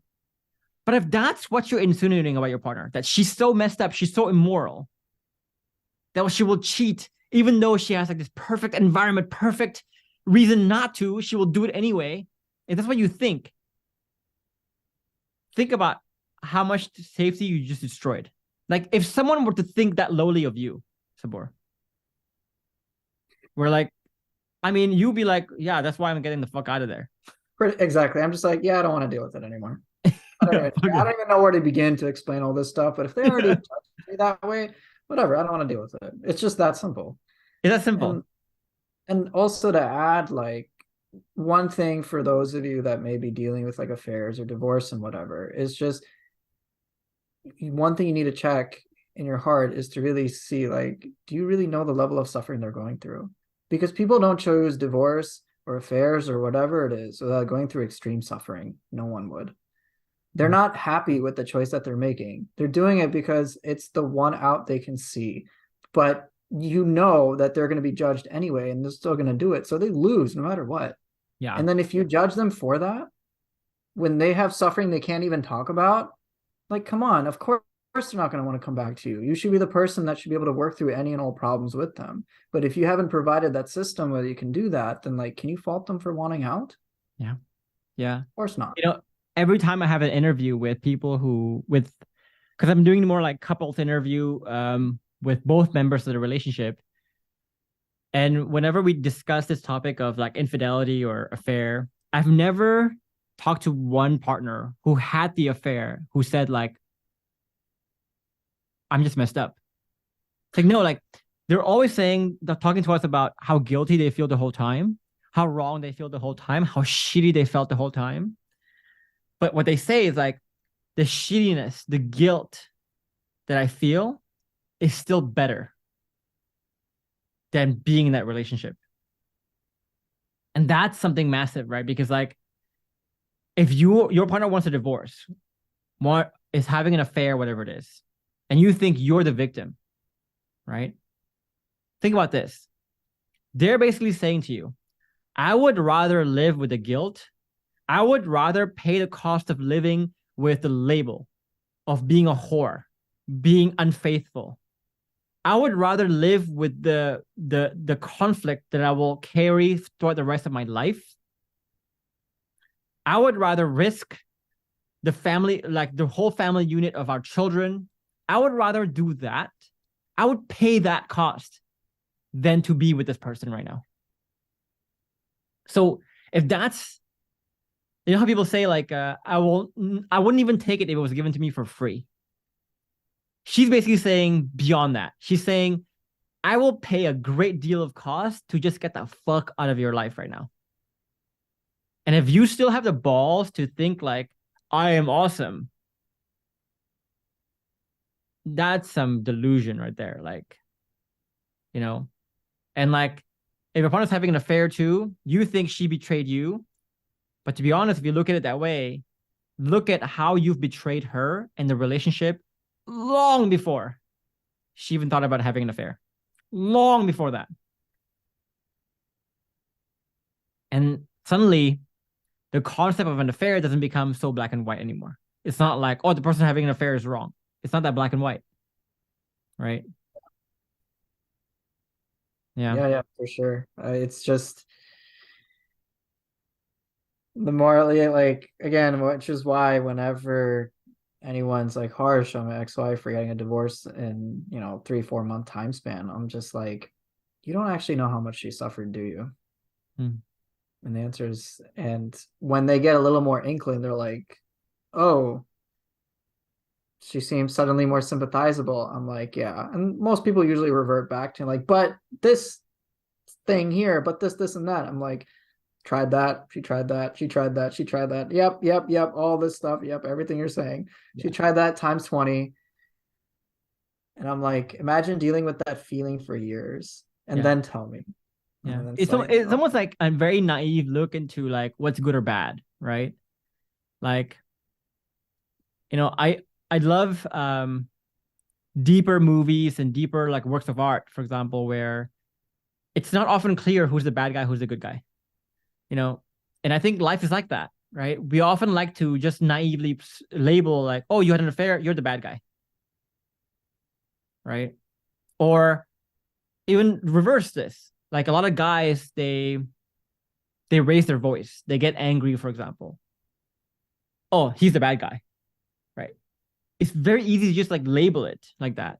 But nothing in life is ever that black and white. Like whenever I see a guy who's like losing his shit, for example, I'm thinking to myself, what did the woman do? What did the other side do? What was the full circumstance here? Is it just all his fault or like it's both? Same thing when someone's having an affair, I don't think like, oh, that's the bad guy. I think, what was the other side of the story here? Right? They always say like, for every story, there's always three sides, right? Your side, the other person's side, and the actual truth. You know? Right. And to kind of go back to the whole blaming systems and people versus people thing, it's not just alleviating a lot of pressure off of your partner, but also yourself too. Because whenever you make a mistake, sometimes you're just gonna make mistakes despite having the best intentions, but then you can change the system so that it doesn't happen. And then you don't have to blame each other's character. Like, oh, each of you messed up. It's like, no, system was flawed. Let's fix the system together. Whatever. Takes the pressure off of you. Like, it's that easy. I'm like, okay, you can do this all the time. Yeah. And when you depersonalize it like that and you take the pressure off, it actually opens you up to having better solutions, right? Because like, you know how people always say, people always have this problem, right? Of like, they struggle to see and fix the problem if it's in themselves, but they have no problems pointing out the problems in other people and fixing the problems in other people. But they cannot even fix those problems within themselves. It's like the hypocrisy deal, right? And the reason why is like when you make something personal, you make it much harder for you to think creatively, to think openly, to explore the full extent of that problem because you're scared. It's now very personable. It's now very personal. But if you depersonalize the problem to be like, this is not an issue with me, not an issue with you. This is just an issue outside of us. And our goal is to tag team it, to fix it together. Suddenly, like the safety, the openness, the creativity to actually solve this problem in very creative ways comes up. But a lot of couples can't find that win-win because they're too busy like blaming each other rather than actually solving the problem, you know? Right. And when you focus on changing the system, you don't just create safety with your partner, you create safety in yourself too. Love that. I've learned that, like, I just had a conversation with her like last night about like a misunderstanding that her and I were having about like she was going to a situation that I thought was really dangerous. And that was because of certain interpretations I had over certain words. And then she thought I was like being super overbearing. And it was like our feelings, our emotions from our interpretations were totally valid. But the problem is we had a mismatch of those interpretations. And then we just talked it out to just be like, you know, here's the source of our misunderstanding. Now let's change the system in a way that we can understand what the actual situation is, what our intents are, and then go from there. And that's it. Okay, maybe I don't know the exact permutation of that system-based solution, but right now let's just focus on that's where we want to go. Done. Easy. Yeah. And it kind of, like you said, it opens up new ways of discussing problems too, right? Because like whenever if you discuss problems in like a very competitive way, you know, whenever my partner would like come to me with a question, for example, or an issue, I would always say like, well, I have to be the guy to show her that I'm better than her, so I gotta know the answer. So I would tell her all these answers, some of which I don't know if it's actually the real answer, but I have to sound confident because, you know, I gotta look perfect, right? But then now, like, when I blame the system and we're like a team together, I can have a different conversation where I can say, okay, so here's what I know for sure, but here's what I don't know. And I can just say that to her. I can say like, here's what I like about this, but here's what I'm missing. I may not understand. Maybe you can help me understand this a bit better. And that's a much different conversation where it's more vulnerable. It's not like two people who are like, no, my solution's better. No, my solution's better. No, my solution's better. It's like, no, let's take the best of your solution. Let's take the best of your solution. Let's discuss the weaknesses, the things we're unclear about together without blaming each other for having those confusion, whatever it is. Put all the cards on the table and solve it together. And it's totally fine. Like no one has to take credit.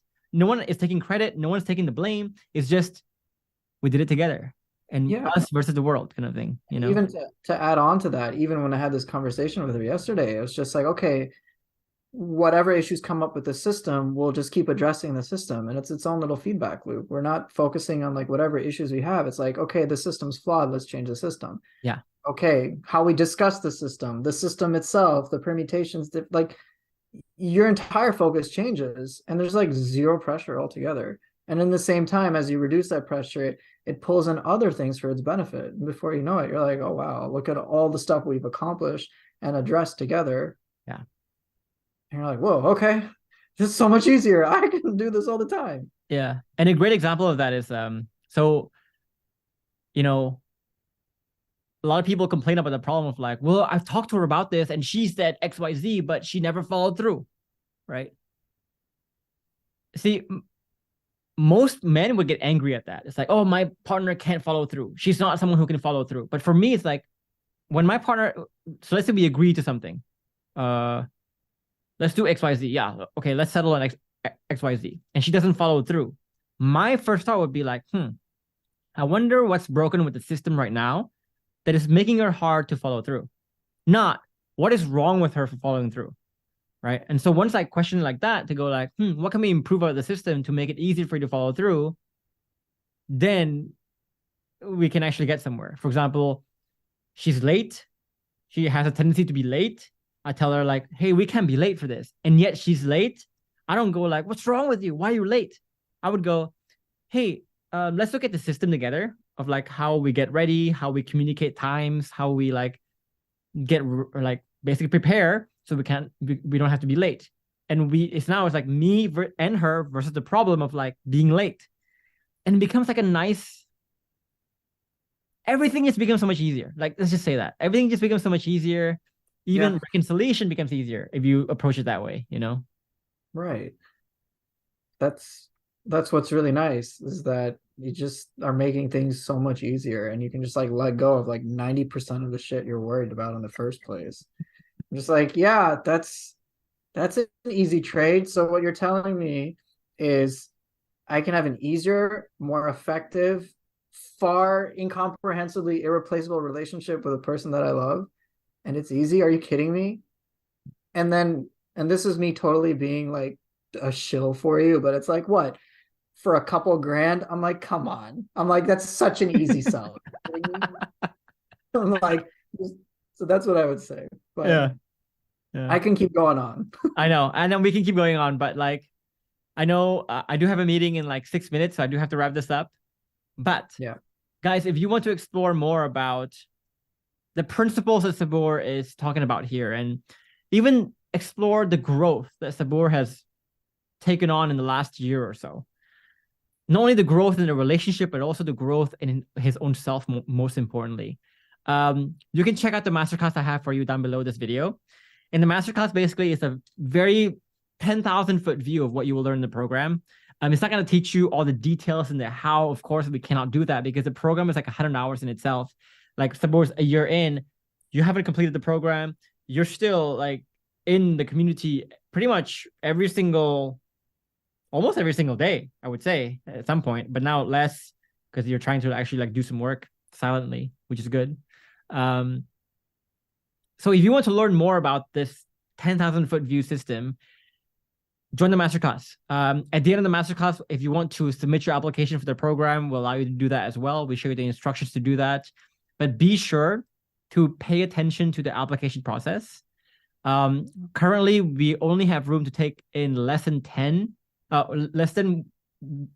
of people who apply. So 1 in 10, less than 1 in 10 get in. And the reason why is, you know, as Saboor can attest, like, we have a very high level of attention we give to each person, right? It's not just like you buy the program, set it and forget it kind of thing. We're with you. We'll take you under our wing throughout the whole time. And we'll see you through until like you come out the other side like successful. And we won't stop taking you with us until that. So that takes a lot of resources for us. And with that resource, we just don't want to take in too many people to dilute the attention, to dilute the quality of work that we can give you. Um, so yeah. So Saboor, one last question I want to ask you. If you could give, let's say, newbies, people who are new to the program, day one, if you could give them some feedback on like, or advice on like what they need to focus on right now, what would you say to them? To any newbie or anyone watching this video, I don't care what you think about Geoffrey, whatever stereotypes, whatever concerns, salesman things, it doesn't matter. His product is so amazing, and the potential of that product to keep better is so amazing that you are honestly robbing this guy of his money. Or sorry, of his you're getting a steal is what I'm trying to say. You can, as I did, literally trust yourself completely blindly to his program. I mean, completely blindly and feel like a complete desperate idiot, whatever. You're going to win. It's that simple. You know, it's funny when people say like we are in this for the money, whatever it is. We do make a lot of money. I don't I don't deny that. But like the fact that we turn down 9 in 10 people just because we say like we cannot deliver the results for you for whatever reason. Like how is that for the money, you know? That makes no sense. Like I will also personally say from my time being in the program of the year, yeah. since I've done some of the things that you've done in the program, like another side, it's like things, the level of love and effort that you put into everything that you do is so blatantly obvious to me. Every coaching call, like everything. I'm like, this man pays attention to details that I hadn't even thought of. I'm like, it is obvious. He cares so much. Like you spend enough time, you'll see it. Like I recognize it. So yeah. thank you. Saboor, thank you so much for dedicating close to 2 hours of your time to doing this. Dude, it's always like so fascinating to hear from the client themselves, like their journey from the beginning to now. And for you to like have the courage to actually share your story to the world, like that means everything to me. So I just want to thank you from the bottom of my heart for just like dedicating this time. And for anyone who have done an interview with me and will do interviews with me, just for you guys to have the courage and the willingness to like share your story, my God, like this is why I do what I do. Like this is why I fight the long hours, the stress, the dealing with difficult people to just continue doing what I do. This is it, right? So thank you. Of course. Thank you for having me here. Saboor, I'll see you in the community. Yep. See you around. All right, man. Cheers. Cheers. What do you think, buddy?